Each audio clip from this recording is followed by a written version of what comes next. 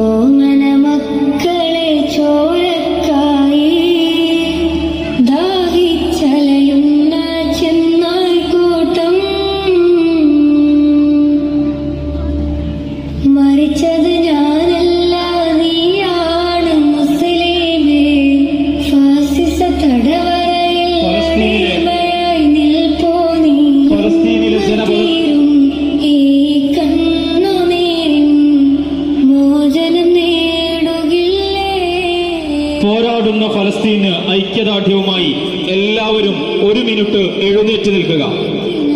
പോരാടുന്ന ഫലസ്തീൻ ഐക്യദാർഢ്യമായി നമ്മളെല്ലാവരും എഴുന്നേറ്റ് നിൽക്കുന്നു.